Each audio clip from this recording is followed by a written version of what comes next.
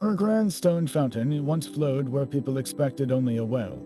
This was a medieval conduit, and its presence is a historical puzzle.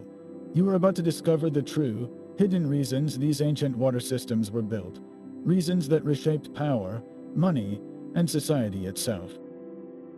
Why would a king or a monk invest a fortune in pipes and stone? What secret struggles unfolded over control of a simple stream? By the end, you will see the dripping heart of the medieval city in a completely new light.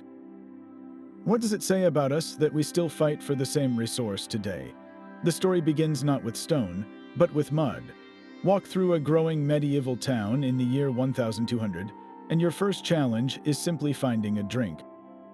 You would likely head for the communal well, a simple hole dug deep into the earth. The water drawn from it was a murky gamble. This well sat in the very center of town life, surrounded by the open sewers that ran down every street, by the waste from butchers and tanners, and by the refuse of hundreds of households. Every rainfall washed this filth through the soil, seeping slowly downward to poison the water table the well depended upon. The alternative was the river, but it served a dual purpose. Upstream, it turned mill wheels and provided power. Downstream, it received the same torrent of waste. The river was a lifeline and a latrine, all in one relentless flow. This daily reality was a slow, grinding emergency. Waterborne diseases like dysentery were not occasional tragedies, but constant companions, especially for the young and the weak. Outbreaks of what they called the bloody flux could sweep through a neighborhood with terrifying speed, and no one understood the invisible connection between the filth in the street and the fever in the home. The threat was not just to health, but to the entire town's existence. Buildings were made of timber, thatch, and wattle and daub, a perfect tinderbox. A single cooking fire tipping over could become an unstoppable inferno, and the only defense was a bucket chain from that same contaminated well or distant river. The struggle for clean water dictated the rhythm of life, consuming hours of labor each day, usually borne by women and servants who hauled heavy buckets over long distances. A town's growth, its very ambition, was physically choked by this fundamental scarcity. The need was so profound, so daily, and so dangerous that it created a powerful vacuum, a silent demand for a miracle. And into that vacuum stepped not just engineers, but rulers with a vision of control. This fundamental crisis demanded an answer far grander than a deeper well. The solution was a conduit, a word that simply means a channel for carrying water, but in the medieval world, it described an entire hidden anatomy. Picture a network of veins buried beneath the streets. It began at a clean, high spring in the wooded hills, perhaps miles from the town walls. From this protected source, water flowed through pipes, often made of hollowed-out elm logs or, for the wealthy, cast lead. These pipes ran along trenches, sometimes crossing valleys on stone arches, all gravity-fed. A silent river diverted from the countryside into the beating heart of the town. The journey ended not at a private tap, but at a public cistern or an ornate stone fountain house in the market square, what we often see in old paintings and call simply a fountain. This was the delivery point, the public face of an immense, invisible system. It was a world apart from the simple, stagnant well drawing from a poisoned local water table. And while it might echo the Roman aqueduct in concept, the medieval conduit was a different beast entirely. Rome built monuments to imperial power, vast arched highways of water that served baths and emperors. The medieval conduit was more pragmatic, more communal, and in its own way, more revolutionary. It was built not for an empire, but for a town, not just for the elite, but for the baker, the brewer, and the butcher. This network was the town's lifeline, and controlling it meant controlling life itself. Building a conduit was an act of faith in an unseen slope. The entire system depended on gravity, a silent, constant force that required a precise and unbroken descent from the spring to the fountain. This meant medieval surveyors, without modern levels or theodolites, had to map a perfect, gentle downhill path across miles of forests, fields, and valleys. They likely used simple but effective tools. A long, water-filled trench could serve as a reference level. A wooden frame with a plumb bob, called a chorobates, allowed them to check for grade. Their greatest challenge was not just finding the slope, but maintaining it. If the pipe dipped too steeply, the water would rush too fast and burst the joints. If it flattened out, the flow would stall and silt would settle, creating a fatal blockage. Every foot of the route demanded a surveyor's patient calculation, transforming the wild landscape into a carefully plotted diagram of falling water. The arteries of this system were the pipes themselves. For most towns, the material of choice was wood, specifically elm. Elm logs, resistant to rot when constantly wet, were painstakingly split, hollowed out with long augers, and then bound back together with iron bands. It was a laborious process, but it created durable channels that could last for decades. For wealthier projects, like those funded by a king or a great monastery, lead was the premium choice. Mined and smelted, it was poured into sand molds to form pipes, each section about 6 to 9 feet long. Lead was malleable and could be shaped to navigate corners, but it was also enormously expensive and heavy, a statement of power as much as practicality. Later, as iron casting became more refined, some systems began to use that stronger, if more brittle, material. But a pipe is only as good as its joints. This was the system's greatest vulnerability. How do you connect hundreds of wooden or lead sections into a single, watertight line buried under tons of earth? The solutions were ingenious. For wooden pipes, the tapered end of one log was fitted into the widened socket of the next, sealed with a mixture of animal fat, lime, and hemp fiber. Lead pipes were joined by melting the metal at the seam, a skill that required a traveling plumber with a small forge. Still, leaks were inevitable. Maintenance access points, small stone chambers called inspection pits, were built at regular intervals so caretakers could listen for the telltale sound of escaping water and make repairs. Before water even entered the town, it had to be cleansed. The engineers understood that a spring, while clean at its source, could carry leaves, silt, and debris. So they built settling tanks, often the first structure at the springhead. These were simple stone chambers where the water would slow down, allowing impurities to sink to the bottom. A baffle wall or a grated inlet would then draw the clearer water from the top into the main conduit pipe. It was a passive, elegant filtration system, a quiet testament to their observation of nature's own methods. The true unsung heroes were not the lords who paid for the conduit, but the master plumbers and waterkeepers who designed and maintained them. These men combined the skills of a forester, a blacksmith, a mason, and a diviner. They had to understand hydrology to find the spring, carpentry to shape the logs, metallurgy to cast the lead, and geometry to plot the fall. They solved problems on the fly, adapting to a collapsed trench or an unexpected rock outcrop. Their work was not celebrated in stained glass or chronicle, but it flowed silently beneath the feet of the city, a hidden lattice of intelligence holding back the thirst and the filth. With this network in place, the water finally arrived in the public square, and that is where the real story of power begins. The water that emerged into the light was never just water. In the medieval mind, a spring was a sacred place, a direct gift from God bubbling up from the hidden depths of the earth. This belief transformed the conduit from an engineering project into a spiritual one. Monasteries, those islands of faith and learning, were often the first to master the art of bringing water from afar. For a community of monks, clean water was a practical necessity for brewing, baking, and sanitation, but it was also a profound symbol. The rule of Saint Benedict itself emphasized the importance of water, and a reliable, pure supply was seen as a sign of divine favor upon their work. When a monastery built a conduit, they were not merely laying pipes, they were extending a blessing. They channeled what they saw as holy water from a protected spring in their own lands directly into their cloisters, and often, out into the neighboring town. This act served a powerful dual purpose. It fulfilled the Christian duty of charity, providing a literal lifeline to the populace, but it also made the monastery, and by extension the church, the undeniable source of that lifeline. The conduit became a physical manifestation of their spiritual and temporal authority. You did not just receive water, you received it from the monks.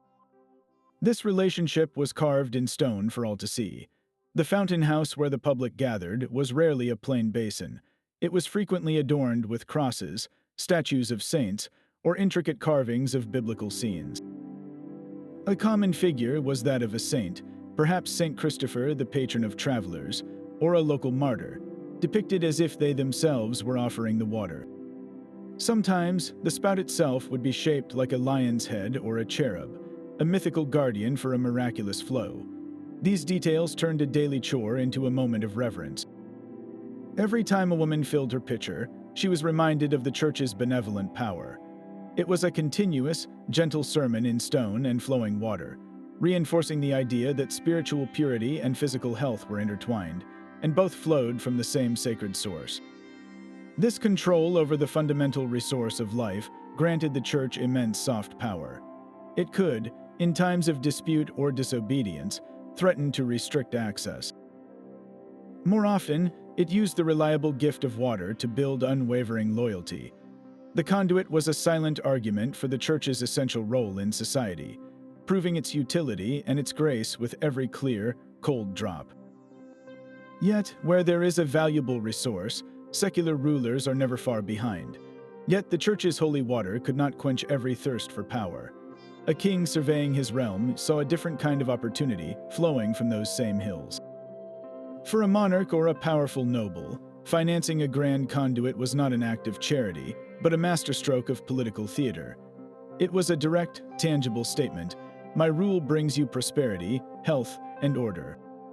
Where the church offered spiritual salvation, the crown promised earthly salvation from filth and fire.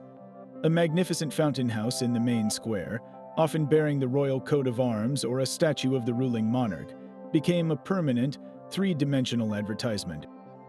Every market day, as citizens gathered to draw water, they were surrounded by symbols of the king's benevolence. This was propaganda carved in stone and flowing with clean, cold proof. Think of it as the medieval equivalent of a modern public works project, like a new bridge or a grand library, but with a far more intimate daily impact. The message was unmistakable. The chaos of the muddy, diseased past was over. The enlightened, stable present, brought to you by your sovereign, had arrived. This was especially potent in newly chartered towns or in territories where royal authority was contested. By providing the single most critical resource, the crown embedded itself into the very rhythm of daily life. Loyalty was no longer an abstract concept. It was the feeling of a full water pitcher in your hands. A town with a reliable conduit was a modern town, a well-governed settlement that attracted merchants, skilled craftsmen, and wealth. By funding its water system, a king was not just buying gratitude, he was investing in a more productive and therefore more taxable population. He was crafting an image of himself as a paternalistic ruler, a provider. The conduit, therefore, became a powerful tool for centralizing authority. It allowed the king to bypass local lords or town councils, presenting himself as the direct benefactor to the common people. In times of unrest or rebellion, the continued flow of water from a royal conduit was a quiet, relentless argument for maintaining the status quo. To challenge the king was to risk the very source of your community's health. So the water that splashed in the square carried two converging streams of power, one spiritual, from the monastery on the hill, and one temporal, from the throne in the distant capital. Both understood that to control the conduit was to control the hearts and the habits of the people. But beneath this lofty contest of kings and clerics, a much louder, more chaotic struggle was brewing right at the spout itself. But the grand fountain was more than a pulpit or a throne. It was also a vital piece of machinery. While kings and clergy saw power and piety, the town's merchants and craftsmen saw something far more practical: profit. A reliable conduit was not a luxury. It was the bedrock of a booming medieval economy. Consider the brewer, whose entire trade depended on vast quantities of clean water. The murky, tainted supply from a well or river could spoil an entire batch of ale, a devastating financial loss. The conduit offered a consistent, clean flow, ensuring a stable product that could be produced on a larger, more reliable scale. The same was true for the dyer, who needed pure water to fix vibrant colors onto wool and linen. Impurities could dull his expensive imported pigments, ruining costly cloth. The tanner, processing hides in vats of noxious liquids, required a steady stream for both the process and to wash away the foul runoff, and the fuller, who cleaned and thickened woolen cloth, depended on clean, moving water to power his fulling mills and rinse the fabrics. For these industries, water was not just a resource, it was the most critical raw material. The conduit, with its steady pressure and protected source, transformed their work.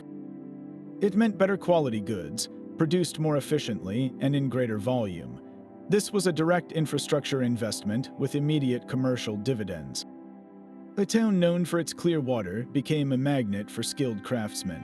A master dyer from Flanders or a brewer from Germany would be drawn to a place where his art was not constantly threatened by a bad water supply.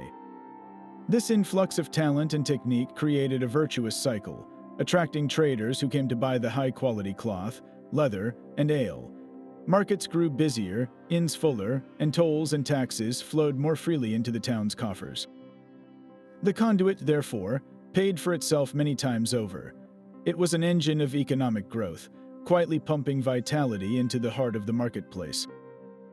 The ornate stone fountain in the square was not merely for drinking, it was the public outlet of an industrial lifeline.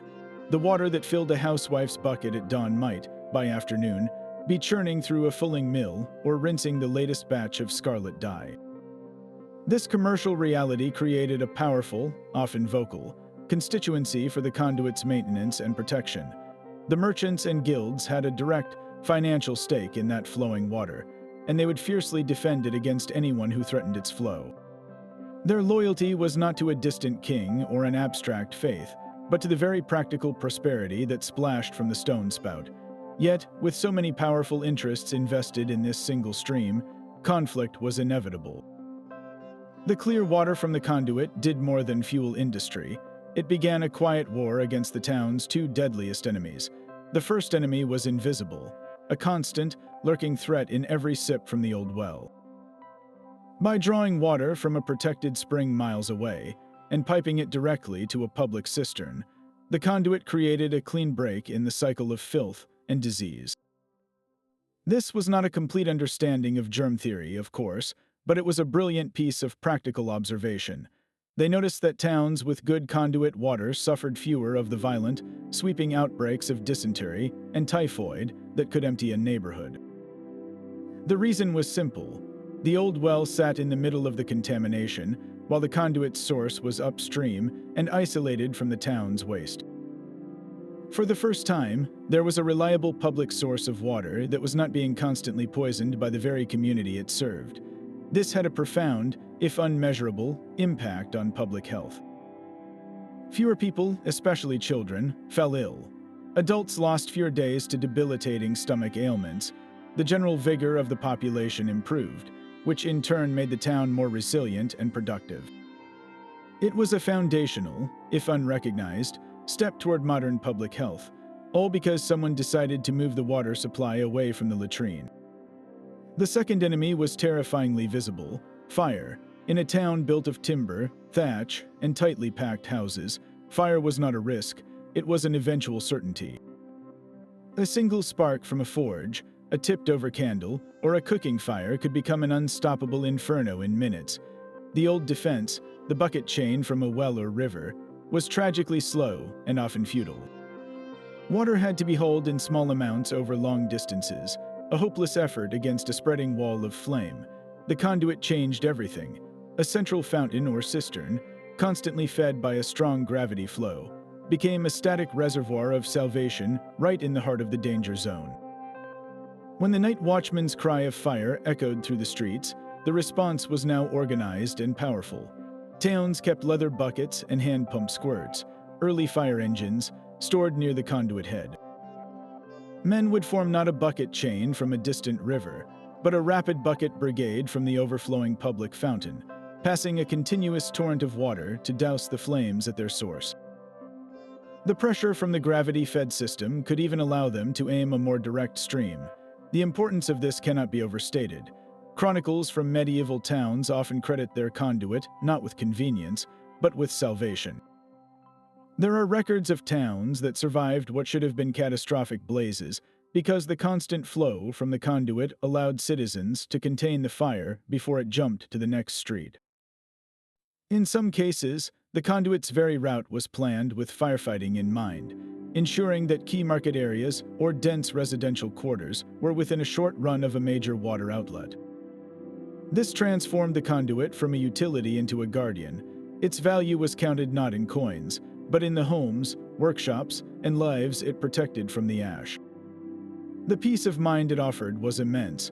To know that your town had a fighting chance against the ancient terror of fire was to feel a new kind of security, a stability that allowed the community to grow upwards and outwards with a little less fear. Yet, for all this life-saving water, not everyone was allowed to drink freely from the stone. That steady flow from the conduit began to wash the town itself clean. While it wasn't a modern sewer system, it provided the one thing sanitation desperately needed: a ready supply of water for washing away the mess. Before the conduit, cleaning the public spaces was a monumental, rarely attempted task.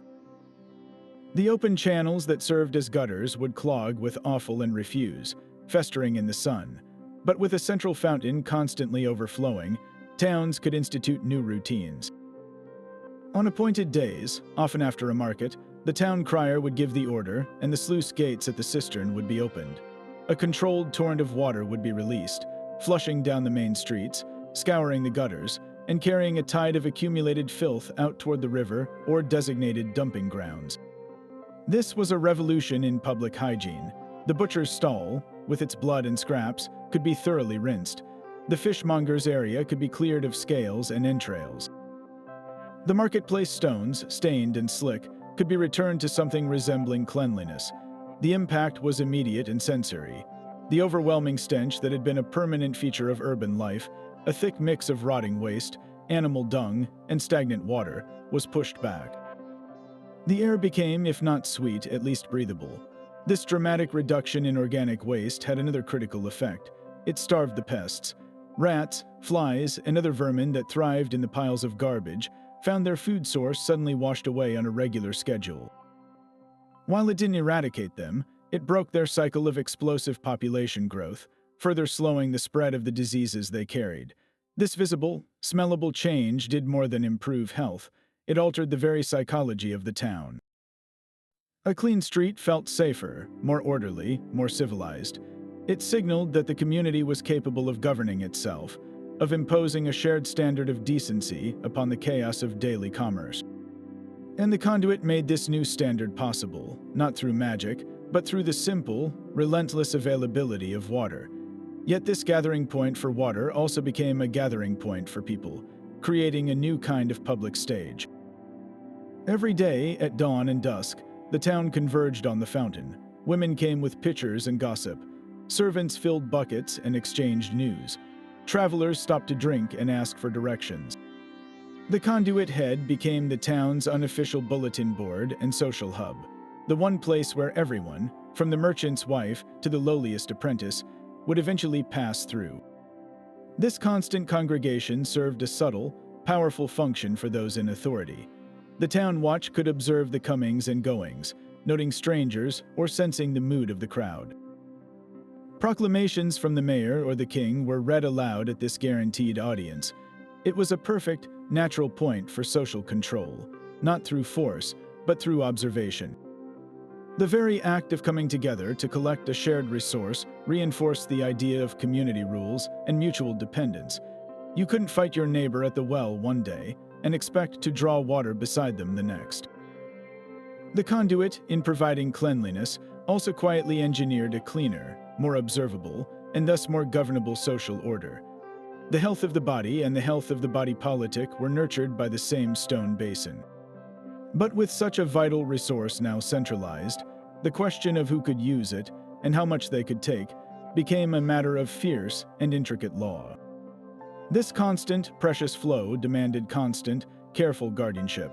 Someone had to listen to the buried wooden arteries, to trace a leak by the faintest hiss in the dark. That someone was the conduit keeper, often called the water bailiff, a figure of immense practical importance. His was a lonely, muddy profession. His tools were a listening rod to place against the ground, a spade, and a deep knowledge of the pipe's hidden path across the landscape. His duty was to walk the conduit's entire length, from the springhead to the fountain, checking the inspection pits, clearing debris from settling tanks, and listening for the telltale gurgle of a broken joint. When he found a leak, the repair was a major operation, requiring a dugout trench, the careful replacement of a rotted timber, or the remelting of a lead seam. The water bailiff's work was unseen but vital, for a single unchecked leak could drain the entire system, leaving the town suddenly, terrifyingly dry. His salary, paid by the town or the lord, was an investment in continuity, a recognition that the miracle of flowing water was, in fact, a feat of relentless maintenance. But the water that reached the public fountain was not the end of its journey for everyone. For the elderly, the infirm, or simply the wealthy who preferred convenience, carrying heavy buckets from the square was a daily burden. This need created an entire unofficial economy, a social layer built directly upon the conduit's flow. Enter the water carriers. These were often women, widows, or poorer townsfolk who purchased an annual license from the town authorities for the right to sell conduit water door to door. They would arrive at the fountain at dawn with their yokes and 2 large buckets, fill them from the clean public supply, and then traverse the cobbled streets, calling out their service. For a small coin, they would deliver a bucket of guaranteed pure water directly to your kitchen, saving you the time and labor of the trip yourself. This was more than a simple service, it was a regulated market. The town controlled the number of licenses, ensuring the water carriers did not overcrowd the fountain or fight over customers. It set standards, sometimes even requiring them to wear a special badge or token to prove they were selling legitimate conduit water, and not just well water passed off as the superior product. In this way, the infrastructure created livelihoods. A licensed water carrier could earn a modest but steady living, a crucial economic niche for those with few other options. It also created a subtle class distinction around water access. The very poorest still drew their own from the fountain, the middle class might pay for occasional delivery, and the richest could afford to have their cisterns filled daily, perhaps even negotiating a private pipe branch from the main line, a privilege that cost a small fortune. So the conduit did not create equality, it mirrored the society it served. It provided a clean baseline for all, but then built a bustling microeconomy on top of it, where water itself became a commodity, carried on the shoulders of those who turned public resource into private gain. This daily parade of carriers, with their sloshing buckets and rhythmic calls, was the human pulse of the system, a reminder that even the most brilliant engineering is woven into the fabric of ordinary lives, ambitions, and struggles. The clash over water was not just about fists at the fountain, but about words on parchment. As conduits became essential, medieval society crafted an entire legal framework to govern every drop. This was the law of the conduit, a detailed code that carved up the flow of water as precisely as a butcher divides a carcass. At the top of this hierarchy stood the right of first use. The spring's owner, often a monastery or the lord of the manor, held the primary right to the water for their own needs, whether for a mill, a fish pond, or the monastery's kitchens. Only after their needs were met could the surplus be diverted into the town's pipes. This was a constant source of tension, especially in dry summers when the monastery's millpond needed water and the town's fountain slowed to a trickle. Disputes over this priority could end up in the king's courts, with abbots and mayors arguing over whose thirst was more holy or necessary. Once the water entered the town, the rules became even more intricate. The public fountain was for everyone, but use was strictly defined. You could fill a bucket for household needs, but you could not, under any circumstances, water your livestock directly from the spout or wash your laundry in the basin.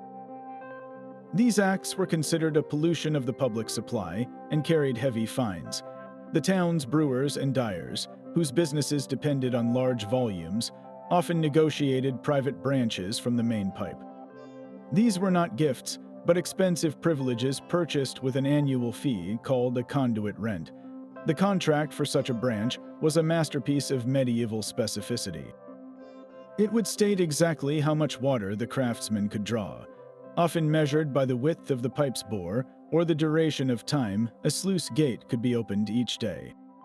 A dyer might be permitted a flow the thickness of a goose quill for 1 hour at dawn, while a wealthy monastery's infirmary might have the right to a pipe as wide as a man's thumb, flowing continuously. Enforcement fell to the water bailiff, who carried a set of measuring rods to check that no one had secretly widened their private pipe. The punishment for stealing water, for taking more than your allotted share, was severe. Fines were common, but repeat offenders could have their pipe connection severed entirely, a death sentence for their business. In extreme cases, a water thief might be placed in the stocks located right beside the fountain he had abused, a public shaming that drove the lesson home. This legal web transformed the flowing water into a quantifiable, ownable commodity. It was no longer a common gift from God or nature, but a resource that could be divided, sold, and stolen. The Conduits law created a new kind of order, one that tried to balance the competing needs of public health, private industry, and sacred priority with 1,000 tiny, precise rules. Yet, for all this careful regulation, the true test of a conduit's value was not in the courtroom, but in the stark comparison between towns that had one and towns that did not. The legal framework for water was carved in stone, but so was its public celebration. Rising above the bustling market square, the conduit house was far more than a functional shed protecting a pipe. It was a civic monument, a declaration in limestone and granite that this town had mastered its most vital resource. These structures transformed the simple act of collecting water into an experience of shared identity and pride.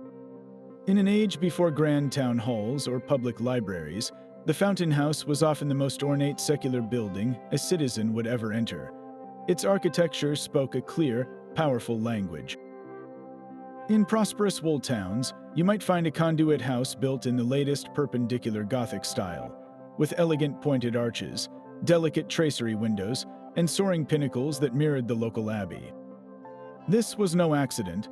It told every merchant and visiting trader that the town possessed not just wealth, but taste and ambition equal to the church. In other places, the design was robust and defensive, with thick walls and a heavy, locked oak door, symbolizing the security and permanence of the water supply within. The decorations were a public storybook. Heraldic shields of the town's patron saint, the local guilds, or the ruling monarch were proudly displayed. Grotesque gargoyles, often serving as the actual waterspouts, grinned down at the crowd, blending myth with utility. Sometimes, statues of legendary founders or virtuous classical figures stood in niches, linking the town's present prosperity to a noble past. The famous Conduit House in Bristol, built over the holy spring of St. Augustine, was a small but exquisite hexagonal tower, a landmark that announced the city's piety and its engineering prowess in one graceful structure. But perhaps the ultimate expression of this civic confidence was the multifunctional market cross. The market cross in Chichester is a stunning example. It wasn't just a fountain, it was a grand, covered pavilion in the heart of the marketplace.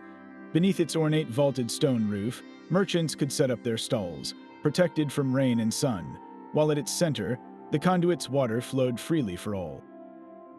This design brilliantly fused commerce and community. The water drew people in, and the sheltered space kept them there, spending money and exchanging news. It declared that the town's wealth and its well-being were two sides of the same coin, architecturally united.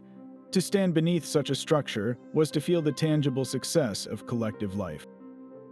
The Conduit House, therefore, was the physical proof of the contract between the town and its people. It said, "We have conquered the chaos of thirst and filth, and we have built this beautiful, useful thing together." Every time a citizen looked up at its carved pinnacles while filling a bucket, they were reminded of their place in a thriving, ordered society.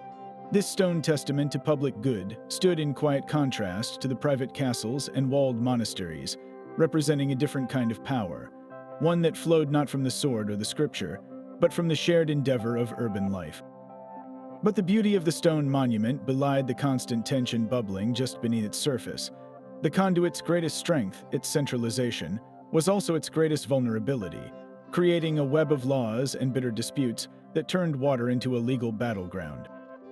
Every town with a conduit quickly drafted a water ordinance, a detailed set of rules read aloud in the market square and enforced with surprising severity. The most common prohibition was against using the main fountain for anything but drawing drinking water in approved containers. You could not wash your laundry in the basin, as the soap and dirt would foul the supply for others.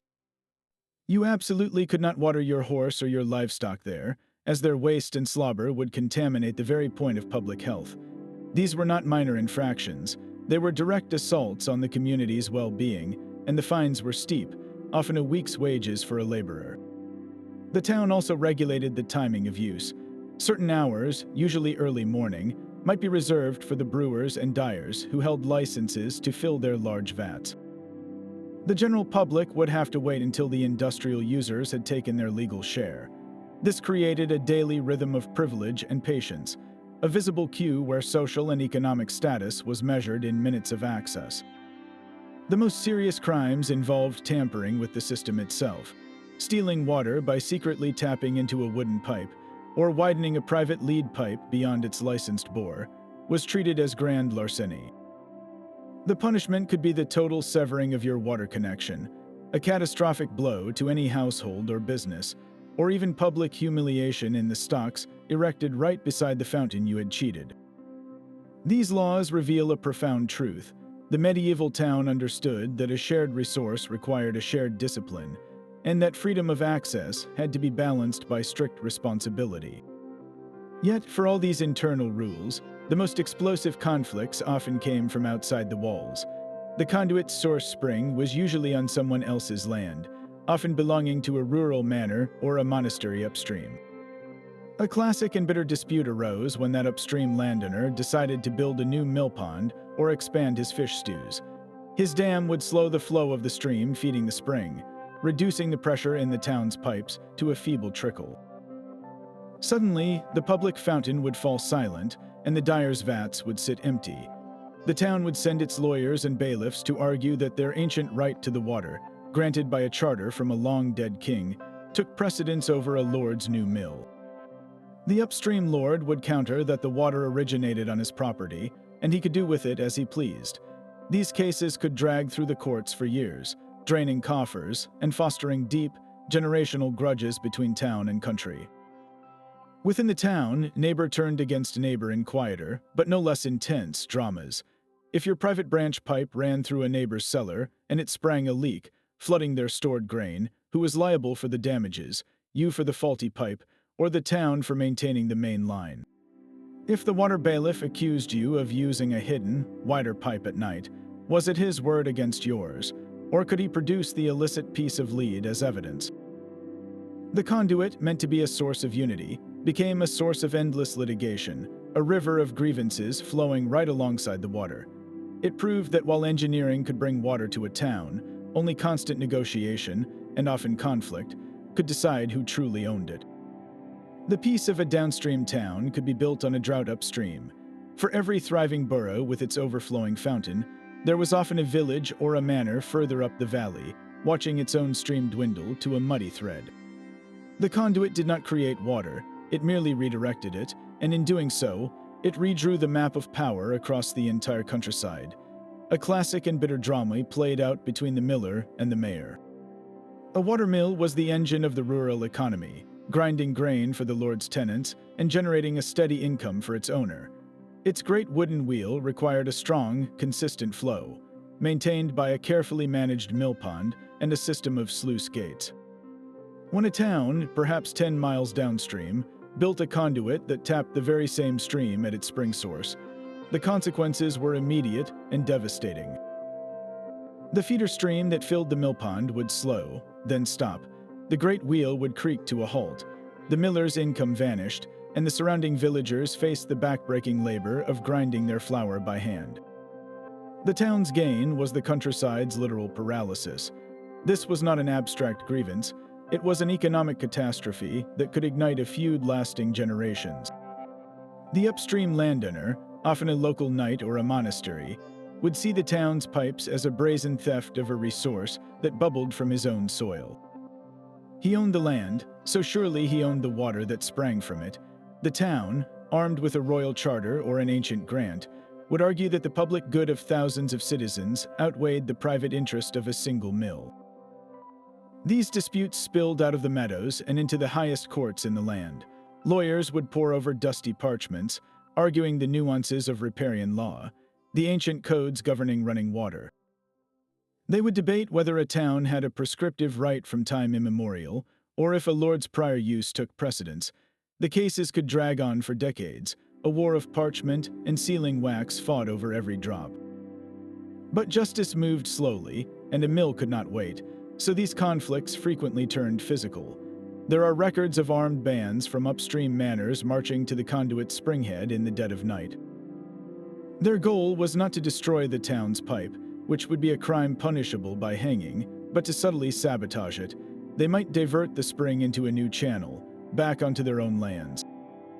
They might fill the settling tank with stones and clay, creating a blockage that would take the town's water bailiff weeks to find and clear. The town, in retaliation, might send its own men to guard the springhead, leading to tense standoffs in the woods between farmers with scythes and townsmen with cudgels. This was a low-grade hydraulic war, where the weapon was a diverted stream and the battlefield was a muddy hillside. The conduit, therefore, was never just a town feature. It was the most visible node in a vast, contentious hydrological network that stretched from the high moors to the sea. It bound the fates of the shepherd on the hill, the monk in his cloister, the miller in his valley, and the brewer in his urban workshop into one fragile, interconnected system. A decision made in a town council chamber about repairing a pipe could echo as hunger in a village that could no longer grind its bread. This landscape of conflict reveals the true, sprawling impact of the medieval conduit. It wasn't a closed circuit, but an open wound in the body of the countryside, a permanent rearrangement of a natural resource that forced everyone, from king to commoner, to answer a difficult question. When water flows, who has the right to make it stop? The stone fountain in the market square was merely the visible end of a very long thread. To trace that thread back to its origin, you had to leave the crowded streets behind and walk into the quiet countryside, sometimes for miles.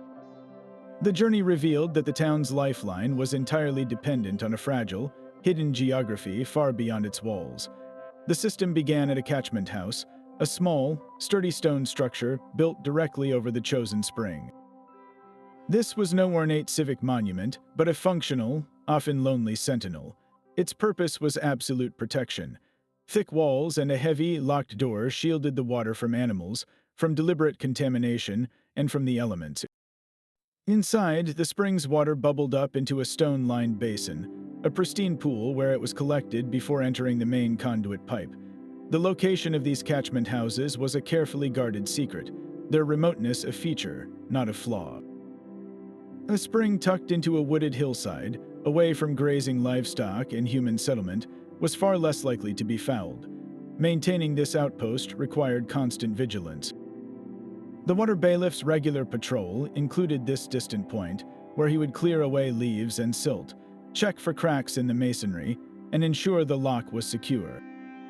It was a solemn duty, guarding the literal source of the town's health from the silence of the forest. Connecting this remote spring to the town demanded an invisible highway. The pipeline did not run in a straight, easy line. It followed the contours of the land, a gentle, unbroken descent that meandered across meadows, under country lanes, and through the woodlands of multiple manors. This created a sprawling web of legal and practical agreements. The town did not own the land the pipe crossed. It owned an easement, a right-of-way negotiated with every single landholder along the route. These agreements were complex contracts, often sealed with a yearly payment of a few coins or a promise of free water for the landowner's household. They specified that the town's workers could enter the property to dig trenches, lay pipes, and most importantly, repair them. Imagine a farmer plowing his field in spring and striking a buried elm log with his plowshare, cracking it open. Suddenly, the town's water is flooding his barley crop. The contract dictated who was responsible for the damage to the crop and who had to pay for and perform the urgent repair. Without these meticulously recorded agreements, the entire system would have collapsed into a chaos of lawsuits and blocked access. This extensive footprint made the conduit a shared enterprise, binding the town's fate to the goodwill of the countryside it passed through. A disgruntled lord, feeling his annual payment was too low, could suddenly deny access to his stretch of the line, holding the town hostage over a leaking joint. A village whose own well had run dry might look with envy at the large wooden pipe carrying a river of clean water beneath their feet. destined for someone else's city. The temptation to tap into it, to siphon off just a little for themselves, must have been immense. This is why the water bailiff's patrol was so critical. He was walking a diplomatic as well as a technical beat, listening for leaks, but also watching for signs of tampering, and smoothing over tensions with farmers and stewards. The conduit, therefore, was not a closed loop. It was a delicate thread of technology and law stitched across the landscape, connecting the bustling, walled world of the town to the isolated manors, villages, and forests it ultimately depended upon. The health of the urban center was forever linked to the quiet compliance of the rural world, a relationship as essential and as fragile as the hollowed-out logs themselves. Every carving on the fountain house was a deliberate signature in stone. The conduit was not just a piece of infrastructure, it was a three-dimensional ledger, a permanent public record of the complex web of power and pride that paid for its existence. To stand before it and read its symbols was to understand the town's entire social contract. The most prominent messages were those of secular authority. The town's coat of arms, proudly chiseled above the main spout, was a declaration of civic identity and autonomy. It told every visitor that this water, this order, this cleanliness was the achievement of the borough itself, of its mayor and its guilds. It was a statement that the town was a corporate entity capable of great works, separate from the local lord or distant bishop. Often, right beside the town's arms, you would find the heraldry of the reigning monarch.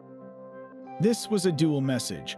For the townspeople, it was a reminder of the royal charter that granted them the right to build the conduit, a symbol of the crown's protection. For the king, it was a permanent advertisement of his benevolence, claiming credit for the prosperity that flowed from the stone. The placement was a careful negotiation in rock, showing who owed allegiance to whom. But the story did not end with kings and councils. Look closer, and you would find the personal marks of the wealthy merchants who loaned the town money to complete the project. These were not full coats of arms, which were restricted to the nobility, but merchants' marks. These were unique geometric symbols, a combination of a stylized initial and a sigil that served as a personal brand, stamped on their goods and their property. To have your merchant's mark carved onto the public conduit was the ultimate civic donation plaque. It announced that John the Mercer or William the Draper had helped save the town from thirst, forever linking their family name to public health and prestige. It was social climbing immortalized in limestone. Alongside these secular symbols, the sacred always had its place. A cross, a carving of the town's patron saint, or a scene from the life of Christ served as a reminder of the water's divine origin and the moral framework that governed its use. The statue of St. Christopher, the patron saint of travelers, by a conduit on a major road, was both a blessing and a practical welcome. These religious motifs softened the hard edges of commerce and politics, wrapping the entire enterprise in a layer of spiritual sanction.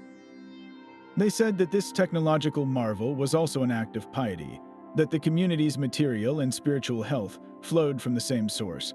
Finally, the very animals and grotesques that served as waterspouts carried meaning. A lion's head, a symbol of strength and guardianship, was a common choice, implying the town was fiercely protecting its vital resource. A grinning gargoyle, spouting water from its mouth, might represent the evil spirits of disease and disorder being literally washed away by the clean flow. Every element, from the grandest shield to the smallest leaf carving, was part of a cohesive visual language. This stone book could be read by everyone, from the illiterate laborer who recognized the town's symbol, to the learned clerk who could decipher the heraldic codes. The conduit house, therefore, was never just a building. It was the town's thesis statement, carved in rock for eternity. It declared who held power, who had wealth, what they believed in, and how they wanted to be remembered. It turned the simple, daily act of drawing water into a lesson in civic pride, and a reminder of the delicate balance of interests that kept the water, and the town itself, flowing. For all its stone and ceremony, the conduit was a fragile lifeline. Its greatest vulnerability was the very thing it was built to harness, nature itself. A long, dry summer could be a slow-moving disaster. The spring at the source, fed by rainfall percolating through the hills, would begin to dwindle. The steady flow in the pipe would weaken to a trickle, then stop entirely. The grand fountain in the market square would fall silent, its stone basin nothing more than a dry, echoing bowl. In a drought, the town's carefully constructed hierarchy of water rights collapsed into a frantic, primal scramble. The brewers and dyers with their licensed pipes would find their contracts meaningless, as there was no water to allocate. The public would be forced back to the old, polluted wells and the foul river, with disease often following close behind. The town's economy would seize up, its pride humbled by the weather. Winter presented a different, more explosive danger: freezing. Water expanding as it turned to ice could burst lead pipes open at the seams or shatter wooden ones from within. A single hard frost could fracture the system at a dozen points, requiring the water bailiff and his team to dig through frozen earth to find and repair the damage, their hands numb and their work agonizingly slow. A town could wake to find its veins of water turned to solid, destructive ice, leaving it parched in the cold. These natural failures were catastrophic, but the most feared threat was human malice. In times of siege, a conduit was a fatal weakness. An enemy army encamped outside the walls would immediately seek out its source spring. To cut the conduit was to strangle the town without firing a single arrow. Defenders knew this and would often launch desperate sallies to protect the remote catchment house, fighting in the woods for control of a stone hut. If they failed, the siege became a race against thirst. Within the walls, during riots or popular revolts, the conduit was also a target. Angry mobs, protesting taxes or corruption, might converge on the fountain house not to draw water, but to smash it. They would break the spouts, deface the coats of arms, and try to destroy the symbol of the authority they despised. Sabotaging the water supply was the ultimate act of rebellion, a direct attack on the order that the conduit represented. Even in peacetime, the system faced a constant, grinding war of attrition against neglect and greed. Leaks were a perpetual drain, both on water and on municipal funds. A small leak in a buried wooden pipe could go undetected for months, slowly saturating the ground and creating a boggy patch in a farmer's field, while the town paid for water that never reached the square. Theft was another relentless problem. Lead was valuable. Under cover of darkness, thieves would dig down to exposed sections of pipe, hack out a length, and melt it down for sale. This act of vandalism could deprive an entire neighborhood of water until the costly metal could be replaced. Then there was the temptation of illegal tapping. A baker or a tavern keeper, tired of waiting in line at the public fountain or unwilling to pay for a licensed private branch, might secretly tunnel under his own cellar wall to tap into the main pipe. He would get a free, steady supply, but his unauthorized siphon would reduce pressure for everyone else downstream. The water bailiff's patrol was therefore a constant detective game, listening for the hiss of a leak, looking for fresh soil where a pipe had been stolen, and investigating sudden, mysterious drops in water pressure at the public fountain. Each of these small failures, a frozen joint, a stolen length of lead, a clandestine tap, was a tiny fracture in the grand design. They remind us that this marvel of medieval society was not a perfect machine, but a human creation. It required not just brilliant engineering, but daily vigilance, endless repair, and a fragile consensus to keep the water flowing. That it worked at all, for centuries, amidst drought, ice, and human failing, is perhaps the most impressive part of the story. The choice of a spring was never just about finding water, it was about finding the right kind of water. Medieval people lacked our knowledge of germs, but they possessed a sharp, sensory science of quality. They spoke of water as being sweet or hard, clear or foul, lively or dead. A sweet spring tasted clean and left no harsh mineral residue, while the hard water from certain rocks might be shunned for brewing or drinking. This judgment came from direct experience, the taste on the tongue, the way it washed cloth, and crucially, the health of those who drank it regularly. They observed that people living near certain springs suffered less from stomach ailments and skin conditions. These became known as holy wells or medicinal springs, their waters credited with healing powers for everything from sore eyes to melancholy. When a conduit builder selected a source, he was therefore evaluating more than just elevation and flow. He was choosing a reputation. A spring long associated with health and purity was the ideal candidate, because its legendary qualities would transfer to the town itself, lending the entire engineering project an aura of proven safety and even divine favor. This was a powerful blend of proto-science and folklore.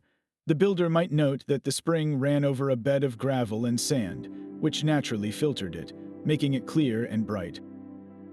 He would see that it emerged from rock, not from boggy ground that would tinge it brown. These were practical observations of cause and effect, even if the underlying principles were not fully understood. At the same time, the local story that a saint had once blessed the spot, or that a knight was healed by its waters, added a layer of unassailable credibility. It made the source socially and spiritually acceptable, so the network of pipes snaking from the hills carried more than H2O. It carried trust. It delivered the certainty of a good, ancient name directly into the heart of the marketplace. This alchemy of observation and belief was essential, turning a simple liquid into a communal medicine and a feat of engineering into an act of shared faith. That constant flow of water was a river of silver, paid for drop by drop. Building and maintaining a conduit was one of the largest public expenses a medieval town would ever face, a financial puzzle solved through a mix of enforced duty, clever commerce, and heartfelt charity. The most direct method was a special tax, often levied under the same principle as murage, the tax for building town walls. If walls defended the body of the town, then a conduit defended its health, and citizens could be taxed for both. A conduit tax was a collective investment in survival, a mandatory subscription to the project, assessed on property values or hearths, but taxes were unpopular and could only go so far. Towns got more creative, turning the conduit into a revenue generator. One common method was to impose a small toll on specific goods entering the city gates, especially on commodities that benefited most from clean water. A cartload of wool, destined for the dyer's vats, might pay an extra penny, explicitly earmarked for the waterworks. A barrel of ale, brewed with conduit water, could be taxed at the point of sale. This created a virtuous, self-sustaining loop, where the industries that relied on the water helped fund its upkeep. Fines from the water courts were another steady, if smaller, stream of income. Every penalty paid for washing clothes at the fountain, for watering livestock, or for stealing water went straight into the conduit's maintenance fund, turning infractions into infrastructure repairs. Yet the most revealing source of funding was not compulsory, but voluntary. It came from the deathbed. Charitable bequests in wills were a cornerstone of conduit finance, and they open a window into the medieval soul. For a wealthy merchant or a childless widow, leaving money to the conduit in their last testament was a powerful act with dual motives. On a spiritual level, it was a good work, a permanent act of charity that would continue to benefit the community and earn grace for the donor's soul long after they were gone. On a practical, earthly level, it was a bid for immortality, a bequest large enough to pay for a new section of pipe or to repair a fountain house often came with a condition that the donor's name, or their family's merchant mark, be carved prominently onto the structure. We see this in the stone, those intricate shields and symbols that are not just civic pride, but purchased legacy. A person could ensure they were remembered every single day, by every person who came to draw water, for generations. This blending of piety and pride funded a staggering amount of the work. It transformed the conduit from a municipal project into a tapestry of individual hopes and fears, woven into the town's daily life. The economics reveal a profound truth. The medieval town understood that its future depended on this shared resource, and they were willing to pay for it in coin, in law, and in the quiet promises made at the end of a life. The silent stone fountain was never silent for long. Each dawn, as the first light touched the spout, the conduit head began to thrum with the rhythm of community. Servants and housewives arrived with wooden buckets and clay pitchers, forming loose, shifting queues. This was not a chore done in isolation. It was the day's first social gathering. While they waited for their turn at the flowing water, news was exchanged in murmurs and laughter. A marriage might be announced here before the church bells rang. Word of a merchant ship lost at sea would travel from the fountain to the marketplace in minutes. The latest dispute between the Dyers' Guild and the town council was dissected and debated. For those who spent their days in closed workshops or private homes, this was the one guaranteed point of contact with the wider town. It was, in every sense, the medieval water cooler, a nexus of information as vital as the water itself. But the conduit's role went beyond daily gossip. It was the ceremonial heart of the borough. On feast days and holy days, the utilitarian stone was transformed. For the celebration of a saint's day, townsfolk would drape the fountain house with garlands of flowers and greenery. They might hang painted shields or ribbons from its spouts, turning the source of life into a temporary altar of civic joy. The most spectacular transformation occurred during a royal visit. If the king or queen came to the town, the ultimate honor was not just to drink from the conduit, but to see it flow with wine. The town council would pay a small fortune to have the pipes cleaned and prepared. Then, at a signal, they would divert the water and pour barrels of wine into the system. For a glorious, extravagant hour, the lion's head spout in the market square would gush not water, but red or white wine, free for all citizens to catch in their cups. This act was layered with meaning. It demonstrated the town's wealth and generosity. It showed reverence to the monarch by turning the town's lifeline into a river of celebration in their name. And it created a shared, unforgettable moment of abundance, binding the populace together in a festival of loyalty and luck. The conduit, in these moments, ceased to be mere infrastructure. It became a living participant in the story of the town, its stone mouth speaking now of law and order, now of gossip and grievance, and on the brightest days, of pure, communal revelry. Buried beneath modern streets, the ghost of the medieval conduit still waits. Our understanding of these systems is not just drawn from faded town records or the stones of a surviving fountain house, but from the physical fragments of the pipes themselves, unearthed by accident. During construction projects for new subway lines, shopping centers, or foundations, the past often resurfaces in the form of a shattered length of hollowed elm log or a crumpled section of lead pipe, still lying in its ancient trench. These are not just curiosities, they are primary evidence, the actual arteries of the system.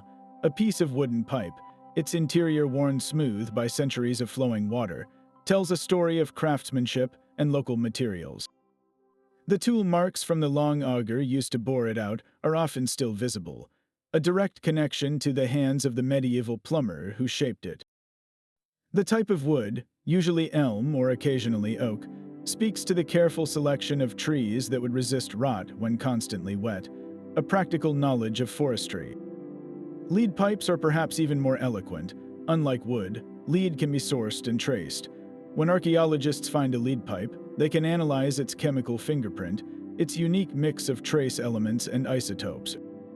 This analysis can sometimes pinpoint which lead mine the metal came from, perhaps from the hills of Derbyshire in England or the Harz Mountains in Germany. This turns a simple pipe fragment into a document of medieval trade. It reveals that a town was wealthy enough to import premium materials over long distances, and it maps an invisible commercial network that brought a heavy, valuable commodity from a remote mine to a growing urban center. The very presence of lead, an expensive and difficult material to work with, silently shouts the economic priority and ambition of the town that installed it.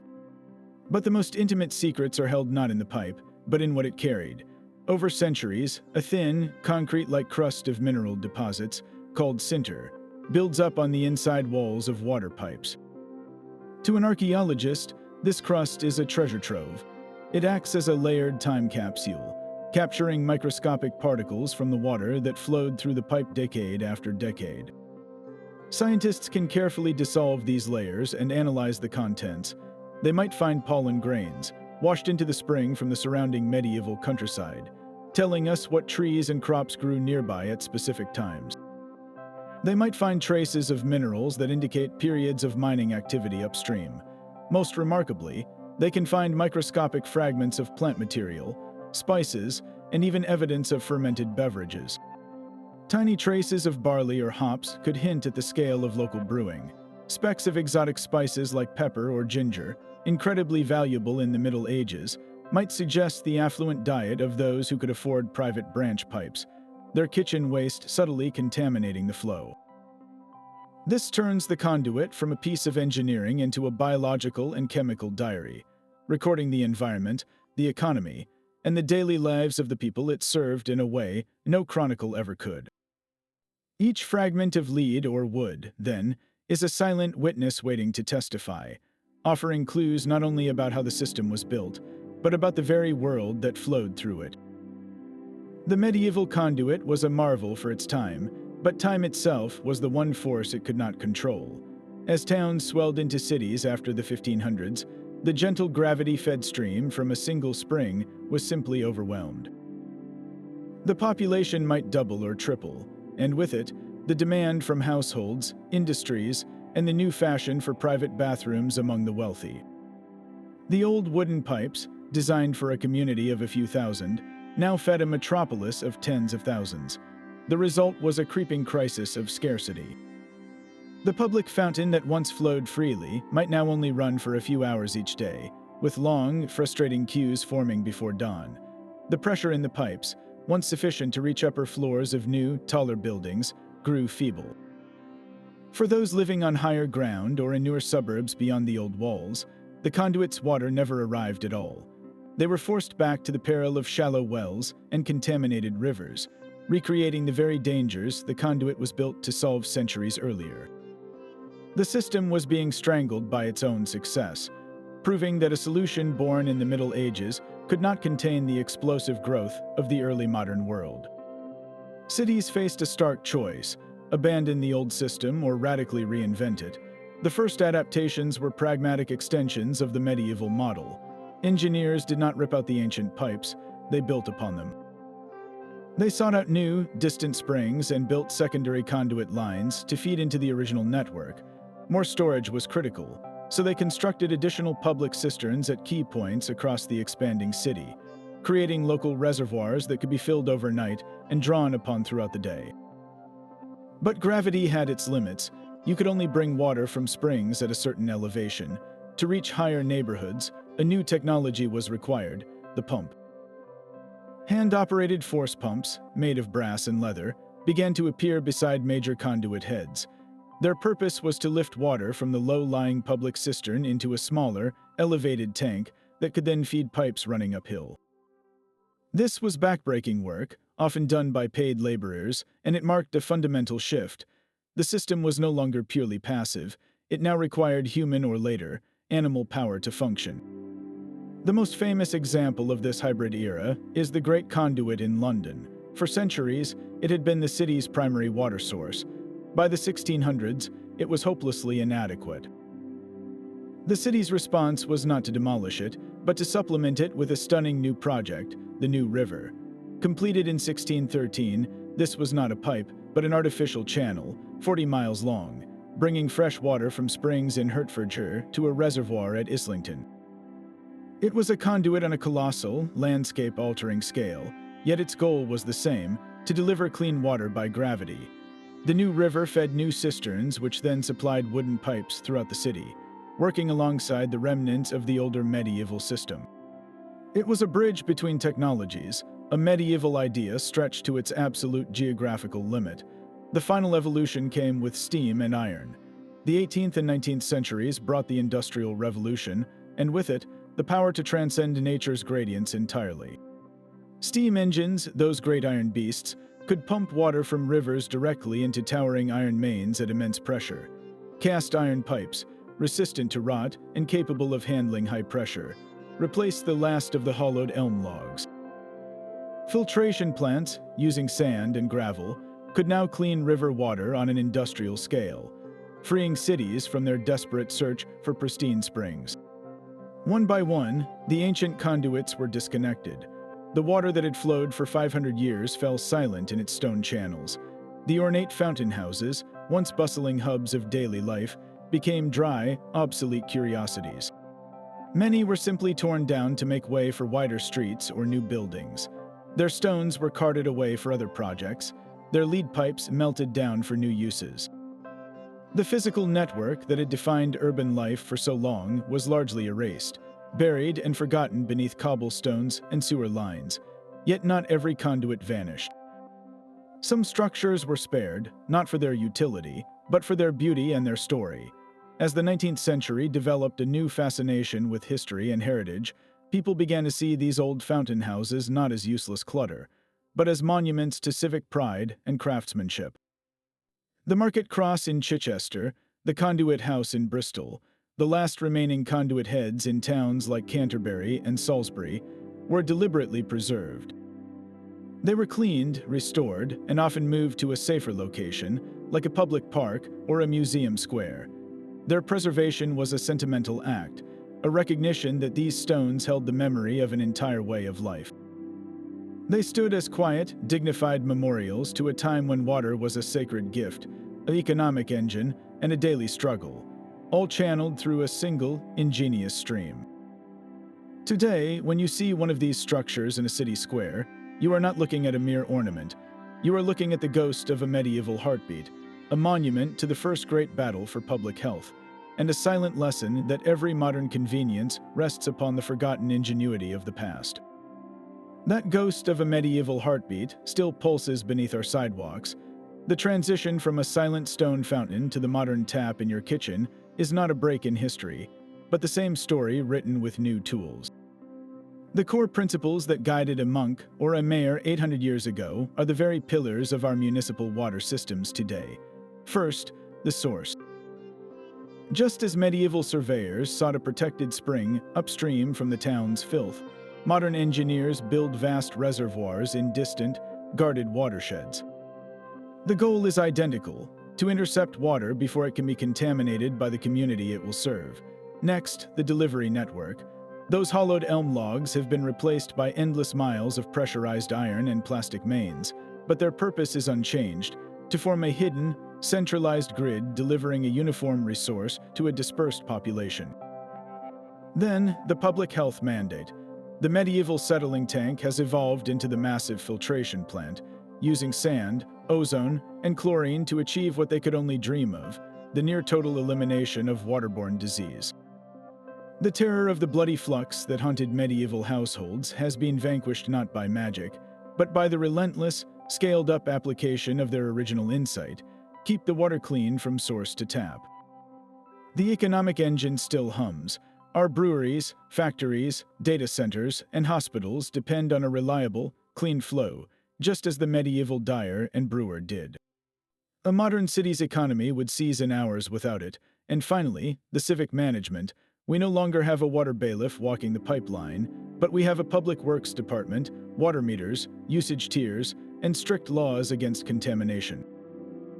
We have simply digitized and scaled the medieval water court, using bureaucracy and chemistry to manage the same scarce resource for millions instead of thousands. This continuity reframes the conduit completely. It was not a primitive first attempt. It was the foundational prototype, the first successful model of a public utility.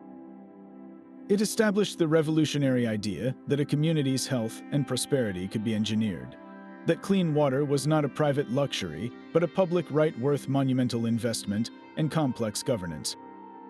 Every time you turn on a tap and receive clean, safe water without a second thought, you are experiencing the direct legacy of that medieval decision. You are benefiting from an idea born in the shadow of plague and fire, an idea that said a town could take control of its own destiny by mastering the flow of a single, vital stream. The conduit was the blueprint. Our modern world is the sprawling, invisible city built upon it. But for every grand fountain house that survives, there are a dozen more that vanished without a trace. The historical record is full of ghosts, towns whose charters proudly mention a conduit built in the year 1300, yet not a single stone remains above ground. In some cases, we have the detailed financial accounts, the payments to the plumber, and the purchase of lead, but the map of its path was lost centuries ago. The source spring, once a guarded secret, has been swallowed by a modern forest or buried under a housing estate. The precise route of the pipes, the exact location of the inspection pits, the network of private branches, all of it has faded into the landscape, leaving only a name in a ledger and a persistent local legend about water that once flowed from the hills. These lost conduits are historical puzzles, their absence a silent challenge. They force us to ask, How much of this hidden anatomy still lies intact beneath our feet? Every time a utility crew digs a trench for fiber optic cable or a new sewer line, they are potentially slicing through a medieval wooden pipe still lying in its original trench, a preserved fossil of a forgotten system.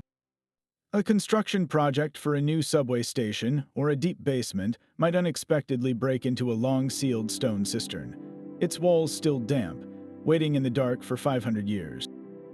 The potential for discovery is immense, and each find has the power to rewrite local history. A fragment of pipe found on one side of a modern river might prove the conduit crossed at a point no one suspected, revealing a forgotten medieval bridge or ford. The chemical signature of lead from an excavated piece could trace a trade route no document recorded. These lost networks remind us that our understanding of the medieval town is incomplete, a sketch based on the fragments that happen to survive. The full, humming, dripping complexity of their world is still down there, hidden in the clay, a buried circulatory system waiting for its next heartbeat to be heard. The true answer to why medieval towns built conduits is a river with many tributaries. It began with the most basic human thirst, a desperate need to escape the poison of their own waste. But that initial spark ignited something far more complex. Piety channeled the water, seeing in its clear flow a divine gift to be managed by the church.